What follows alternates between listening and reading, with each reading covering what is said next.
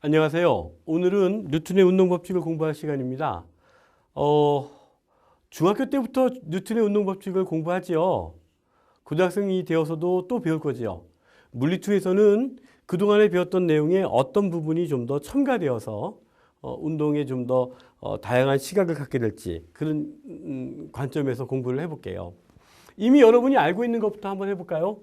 자, 뉴턴의 1법칙 하면 관성의 법칙이죠. 관성의 법칙 하면 간략한 정리물이 시그마 F가 0이면 가속도는 0이다. 이렇게 요약될 수 있습니다. 한국말로 번역해 볼까요? 시그마 F가 0이면 이 말은 힘의 평형이면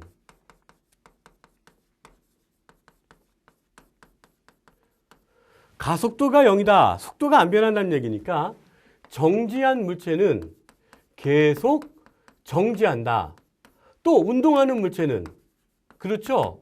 등속도로 운동한다. 대략 이렇게 요약이 될 수 있습니다. 그랬을 때 자연스럽게 그럼 관성은 뭔데? 라고 또 생각하게 되죠. 영어 이름으로 이너셔 뭐 이렇게 발음하는데 원래 근본적인 걸 설명하는 건 되게 어려운 거예요. 관성이 무엇이냐라고 묻는다면 현재 운동 상태를 유지하려는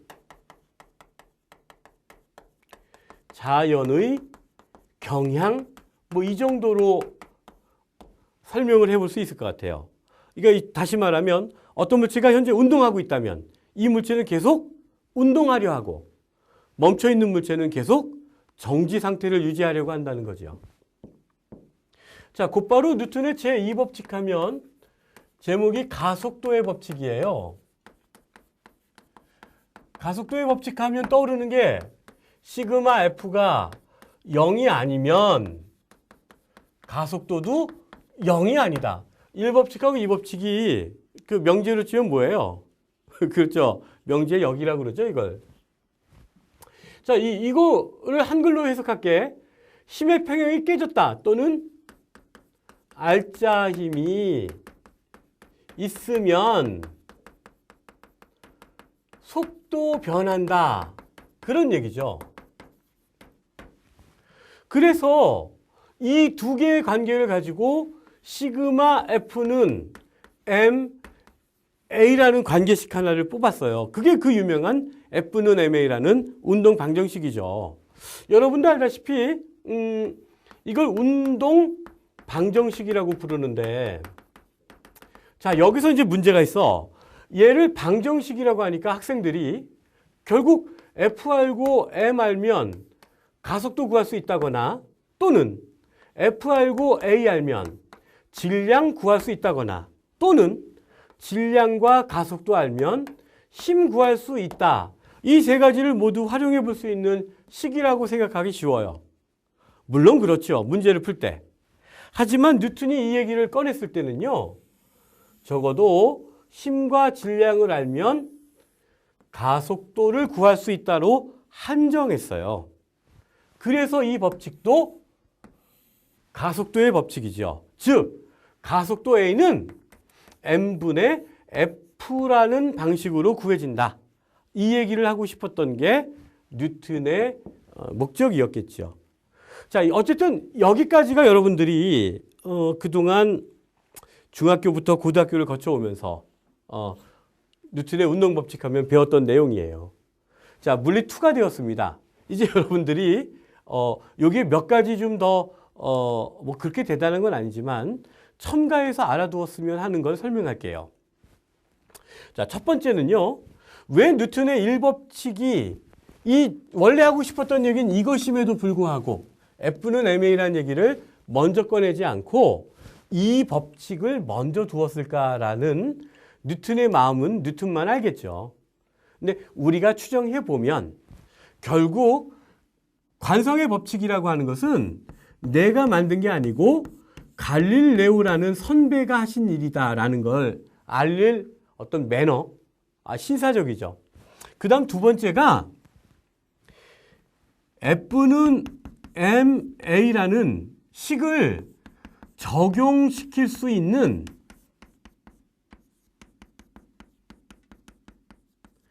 대상을 명확히 밝히려는 목적이 있었던 게 아닐까라고 보통 생각해 주어요. 자, 이거 아무 때나 적용시킬 수 있지 않고 특정한 경우에만 이거를 적용시킬 수 있다고 하는 그 예를 지금부터 두어 가지 한번 설명해 보려고 합니다. 자, 같이 따라와 보세요. 자, 아주 간단한 예를 하나 그려볼게요. 수레가 있습니다. 수레는요, 용수철이 이렇게 매달려 있고요. 거기에 공 하나가 있습니다. 질량 M인 공이 있어요. 자, 이 수레를 F라는 힘으로 당길 거예요. 자, 이제 여러분들 한번 생각해 보세요. 이렇게 되어 있는 상태로 당기면 쭉 딸려가겠어요? 아니면 그래도 좀 늘어나다가 딸려가겠어요? 그렇구나. 이 녀석을 잡아당기면 잠시 후의 모습은요, 용수철이 좀 늘어나 있고, 그리고 물체가 딸려가는 모습이 되죠. 아마 현장에서 학생들을 가르쳐봐도요, 이 부분이 왜요? 라고 질문하는 친구는 별로 없어요. 그러니까 아마 지금 방송을 듣고 있는 학생들도 이 내용 자체가 저거 너무 어려워, 이 정도는 아닐 것 같아. 그런데 이 운동을 관찰하는 두 부류가 있다고요. 하나는 편의상 땅 위에 운동을 관찰하는 관찰자라고 합시다. 이 땅 위에서 운동을 관찰하는 이 관찰자를 내 맘대로 지면인 이렇게 불러볼게요. 뭐 직관적으로 땅 위에 서 있으니까 그런 이름을 붙였구나. 큰 불만 없을 것 같아. 두 번째, 요 수레 위에 관찰자가 있어요. 근데 아이고, 수레 위에 다 그리기가 힘들어서 필요한 부분만 이렇게 발췌니까 더 우스하다. 하여튼 그런 뜻이야. 수레 위에 사람이 있어요. 그래서 수레 위에 사람이 이렇게, 이걸 적출 그럼 더 살벌하잖아요? 어쨌든 이렇게 지금, 살벌하다, 그죠? 자, 이런 관찰자는 우리가 편의상 수레를 타고 있는 사람이다. 그런 의미로 직관적으로 그냥 수레인이라고 부를게요. 자, 지면인과 수레인은 각각의 운동을 어떻게 관찰하게 될지를 지금부터 한번 따져볼게요. 지면인의 입장에서는요, 현재 운동하면서 용수철이 늘어났다는 걸 알죠? 자, 용수철이 늘어났다면 그 다음에 어떤 일이 벌어져요? 늘어난 용수철은 원래로 복원되려는 탄성력이 생기죠. 그렇죠. X만큼 늘어났다면. 그래서 탄성력 작용한다. 이렇게 또 표현할 수 있습니다. 자, 잡아당기는 힘에 의해서 결국 이 물체는 수레와 함께 가속도 운동하게 되는 거죠. 그래서 결국 공은 가속도 운동한다. 이렇게 지면이는 자신의 관찰 결과를 해석해 보려고 F는 MA라는 식에다가 자신이 얻은 정보를 대입하죠. 어떻게 대입합니까? F는 KX, 질량 M인 물체가 얻은 가속도는 A라면, 결국 가속도의 크기는 M분의 KX로구나. 지면인의 이 해석은 뉴턴의 제2법칙을 따른 겁니다. 이런 해석이 우리가 일반적으로 앞으로 공부할 해석들이에요. 그런데 수레인의 입장은 어떨까요? 자, 봐봐봐.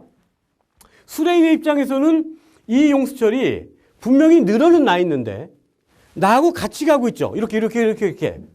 화면이 작아서 지금 역동적인 액션을 취하기는 어려웠는데 다시 해볼게. 처음에 여기 있었던 물체가 늘어났지만 그 이후로는 내 눈과 물체가 같이 가고 있죠. 그러니 수레인의 입장은요, 용수철 늘어났고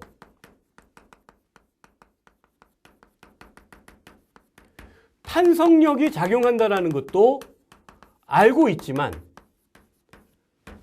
관찰의 결과가 어때요? 하고 물으면 당연히 공은 정지해 있단 말이야. 아깐 여기 있었지만 지금은 좀 멀어졌죠? 하지만 같이 움직이니까 정지한 상태라고 이해해요. 그러면 아까 힘은 운동 방정식을 쓸 수 있지만 이번에 힘은 어떻습니까? 하고 물으면 탄성력 KX는 있지만 정지했단 말이에요. 힘이 0이라고요. 이 사람은 자신의 관측 결과를 설명하기 위해서 이런 힘이 작용했다. 파란색 힘이 있는 거 아닐까? 자, 요 얘기를 한번 문장으로 적어 볼게요. 수레인은 가속도 운동하는 관찰자라고 얘기할 수 있겠죠.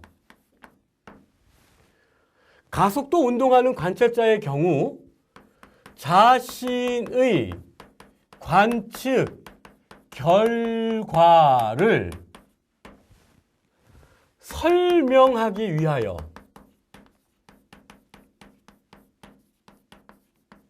실제로 있지도 않은 가상의 힘을 도입하게 됩니다. 자, 아까 표시했던 이 파란색 힘이 바로 가상의 힘 F죠. 자, 이 사람은 그 힘을 도입하게 되고 이때 이 가상의 힘을 사람들은 관성력이라 부르기로 하죠. 관성력은 그 힘의 크기를, 자, 관성력의 힘은 마이너스 질량 곱하기 물체의 가속도로 적는다. 자, 다시 되돌아올게요. 이 수레는요, 여러분도 알다시피 이 수레, 가속도 운동하는 관찰자가 봤을 땐 이 공이 어쨌든 용수철은 늘어났지만 정지된 상태로 느껴져요. 그리고 공이 정지했다는 걸 설명하기 위해서 마이너스 F, 즉 관성력을 도입하여 둘의 합해진 결과가 0이어서 이렇게 해석을 하게 되지요. 이렇게 실제로 가속도 운동을 하는 경우엔 관성력을 도입하여 가속도가 0이라고 해석을 하게 되니까요. 이 경우는 뉴턴의 운동 법칙을 적용시킬 수 있는 대상이 된다, 아니다? 아니라는 거예요. 여러분들이 뉴턴의 운동 법칙을 적용시키려면 여러분들은 반드시 지면인의 입장이 되어야 한다라는 얘기를 하고 있는 중입니다. 자, 한 번의 설명으로 이해가 어렵겠지요? 한 번의 예를 더 들어볼게요. 자, 여기 지금 원반이 있습니다. 뭐 너무 원반이죠? 그리고 이 원반에는 가운데 축에 또다시 관찰자가 이렇게 있어요. 관찰자의 아름다운 눈동자를 그려볼까요? 자, 지금 용수철이 이렇게 있고요. 이 용수철에 질량이 M인 추가 매달려 있습니다. 자, 이제 원반이 회전할 거예요. 자, 여러분도 알다시피 이런 상태에서 원반이 회전하면 용수철 그만 있겠어? 늘어나겠어? 당연히 회전하게 되면 이렇게 늘어나게 된다는 것에 대부분의 학생들이 불만이 없더라고요. 편의상 원래 길이가 x0라면 늘어난 길이는 결국 x0 플러스 x라고 표현할 수 있겠죠. 이때 이 운동을 관찰하는 관찰자가 한 사람은 밖에서 이 운동을 바라보고 있어요. 그래서 이 사람을 편의상 아까와 마찬가지로 지면인이라고 부릅시다. 또 두 번째는요, 원반 위에 지금 이렇게 놓여진 요 관찰자지요.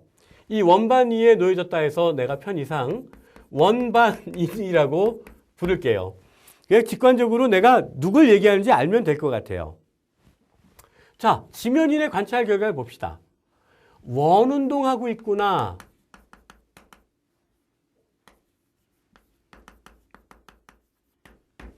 물체가 현재 원운동하고 있지요. 두 번째, 원운동 하려면 구심력이 있어야 될 텐데 누가 구심력이지 해봤더니 용수철이 늘어나서 되돌아가려는 힘 KX가 바로 구심력이죠. 아, 구심력이 탄성력이구나.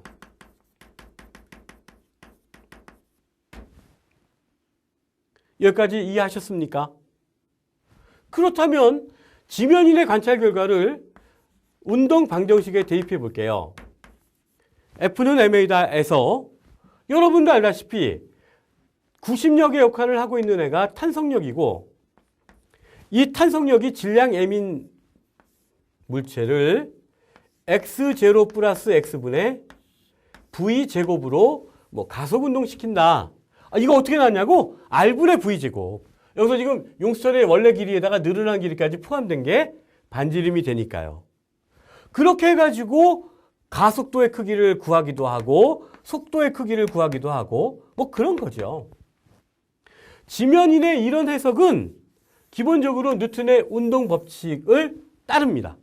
뉴턴의 운동 법칙을 적용해도 무방하겠어요. 그런데요, 원반인의 입장은 어떨까요? 자, 원반인의 입장을 이해시키기 위해서 나도 다시 한번 해볼게요. 지금 공간이 좁으니까 내가 몸의 움직임을 최소화해 볼게.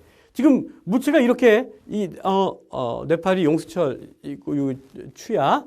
자, 돌리기 시작했더니 돌아가면서 늘어났어. 그치? 늘어났고 이게 돌고 있는 거야. 자, 돌고 있다면은 잘 봐봐봐. 물체를 내가 바라보고 있는데 얘 이렇게 돌리면은 내가 보기에 얘는 정지야 움직인 거야. 계속 내 눈앞에 있다고. 정지라고. 대신 내가 도는 동안 어때? 세상이 날 돌죠. 표현이 좀 어색하군요. 다시 해볼게요. 원반인의 입장에서는요, 이 물체가 돌아가는 걸 계속 보고 있다고요. 보면 원반인의 입장에서는 이 물체 운동이 원운동입니까? 정지입니까? 정지한다예요. 근데 이 사람도 탄성력의 존재를 알아요. 이걸 인지하고 있다고. 늘어난 용수철이 되감으려는 힘. 근데 그럼에도 불구하고 정지한다를 설명하려니 시그마 F는 KX가 있어도 결국 0이다 라고 놔야 되죠. 이 사람은 자신의 관측 결과를 설명하기 위해서 어쩔 수 없이 파랑색의 힘을 도입하게 됩니다. 자, 이 파랑색의 힘은 뭐냐? 원운동의 관성력이죠. 원운동의 관성력의 경우 이 힘을 사람들이 뭐라고 부릅니까? 들어본 적 있을 거예요. 원운동의 관성력이 바로 원심력입니다. 자, 다시 되돌아올게요. 그러니 지금 여기 붕붕붕붕 돌고 있다면요, 아시다시피 요 힘에다가 원심력이라는 걸 대입해서 현재 힘이 0이라 정지한다라고 설명할 수 있겠죠. 물론 이때 원심력 F는 마이너스 질량 m에다가 원운동의 가속도죠. 그럼 원운동의 가속도는 얼마다? x0 플러스 x분의 v제곱이다. 이렇게 적어줄 수 있습니다. 자, 지금 여러분들에게 첫 번째로 강조하는 사항이에요. 뉴턴은 여러분이 상상하시는 것보다도 훨씬 더 치밀하고 천재적인 분이었다는 걸, 그건 내가 말하면 뭐 하겠어요. 뭐 여러분들도 잘 알겠죠. 그 중에서도 첫 번째 우리가 대단하다고 느끼는 것은 운동을 분석하는 관찰자가 지면에 놓여져 있다. 그럼 지면에 놓여져 있다의 좀 더 일반적 표현은 뭘까요? 자, 지면에 놓여져 지금 다시 와볼게요.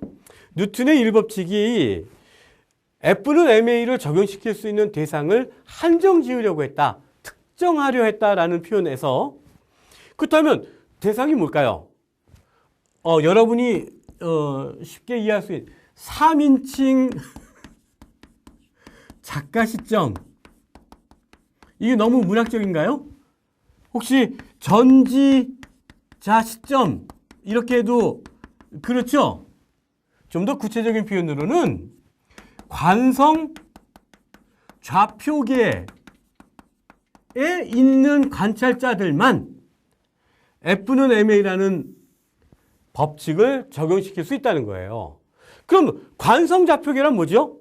그래요. 등속도 운동하고 있는 관찰자를 얘기하는 거예요. 그럼 여러분 입장에서는 지면에 있는 사람이 무슨 등속도 운동을 해? 아니죠, 사실은. 지구가 태양 주변을 이게 붕붕 돌잖아요. 공전 운동하잖아. 1초에 한 40만 킬로미터 갈걸요? 이 숫자가 정확하지 않아도 대략 그 정도 갈 거예요. 1초에 굉장히 빨리 간다고. 우왕. 게다가 얘가 원운동하고 있지. 그러니까 엄밀하게 얘기하면 지면에 있는 사람도 정확하게 말하면 등속도 운동하는 관찰자는 아니에요. 그런데 태양부터 지구까지 거리가 너무 멀어. 그래서 곡률 반지름이 아주 큰 원을 그리니까 일정 부분은 거의 직선상의 운동이라고 간주할 수 있어요. 그 오차라는 게 아주 작거든요. 그래서 그런 입장에서 우리가 보통 지면의 관찰자도 아주 짧은 기간이라면 거의 이 적용할 수 있는 대상에 들어간다고 얘기하는 거죠. 그래서 지면인의 관점은 뉴턴의 법칙을 적용시킬 수 있는 대상입니다. 또 여기 이것도 대상이 되죠.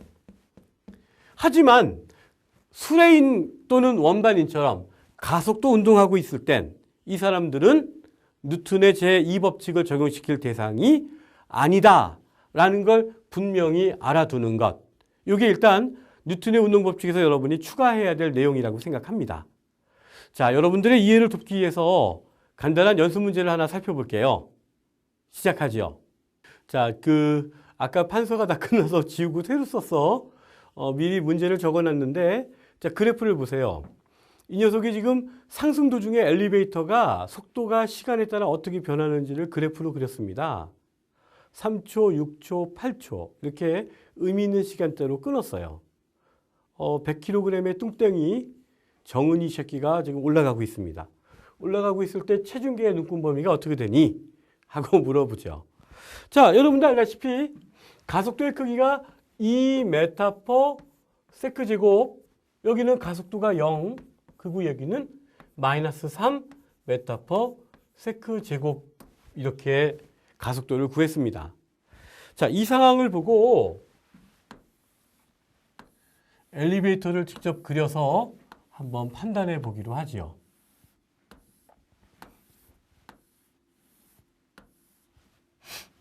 자, 지금 둘 다 올라가고 있는 상황입니다.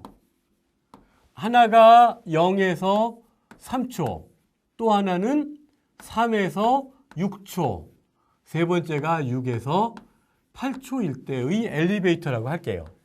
자, 학생들도 알다시피 이 체중계라고 하는 건 굉장히 간단한 구조로 돼 있어요. 속 안에 정말 조그만 용수철이 들어있어.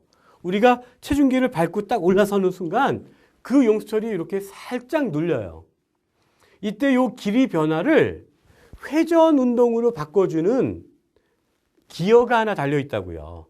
그래서 용수철이 살짝 눌린 정도에 따라서 바늘이 이렇게 돌아가도록 되어 있죠. 자, 지금 우리가 그렇게 체중계를 그렸어요. 자, 여기 지금 정은이가 타고 있다고 합시다. 자, 학생들도 알다시피 지구가 정은이를 1000뉴턴으로 당긴다.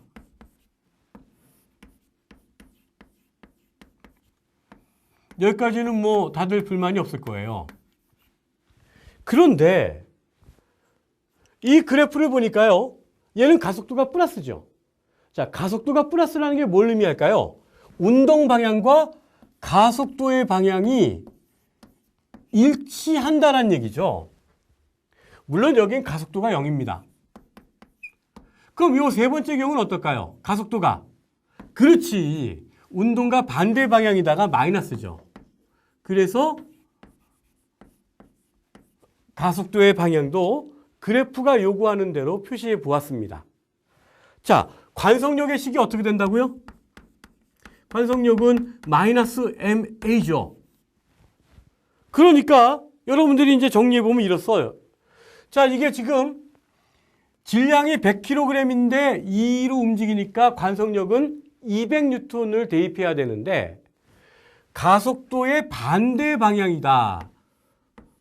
200N. 여기 관성력이 없지요. 등속도 운동하니까.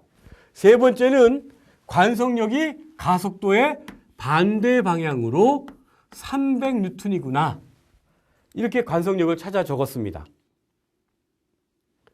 자, 실제 상황으로 시뮬레이션을 해볼게요. 체중계를 바라볼 수 있는 사람은 우리가 아니고 정은이죠. 정은이가 이렇게 자기의 체중계를 보는 거야. CCTV 이런 얘기 하지 말고 지금 가속도 운동하는 관찰자가 자기의 몸무게 변화를 보니까 자기의 몸무게가 원래 1000N인데 1200N으로 나온 거예요. 이게 원래 관찰 결과가 1200N이야.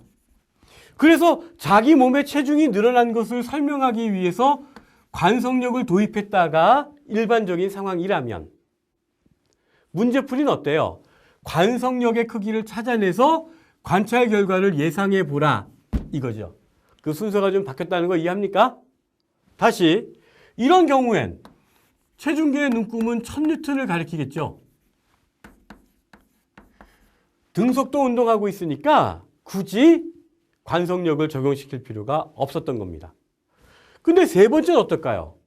어머, 이게 700N밖에 안 돼요.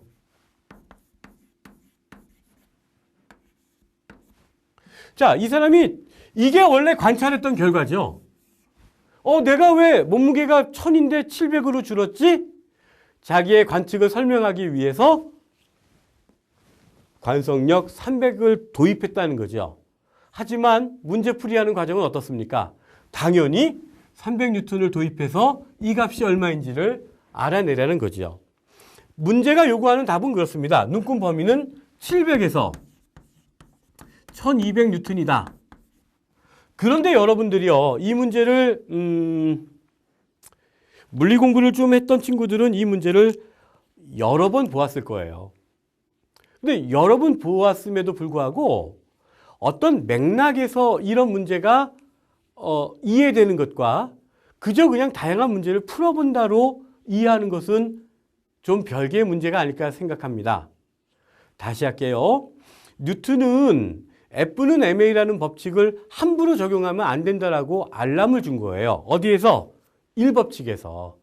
그래서 지면에 있는 관찰자가 아니고 가속도 운동하는 관찰자일 경우에는 반드시 관성력이라는 힘을 도입해서 문제를 해결하세요 라고 요구했던 거고요.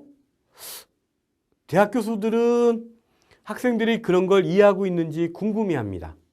그래서 수능에는 이런 것들과 유사한 여러 가지 유형들의 문제가 보통 3년에 한 번꼴로 출제되어요. 그래서 여러분들이 관성력에 대해서 정리하는 시간을 가졌다라고 생각하시고요. 다양한 형태의 문제들을 한번 찾아서 풀어보시는 것도 좋겠네요. 수고하셨어요. 오늘 여기까지 합니다.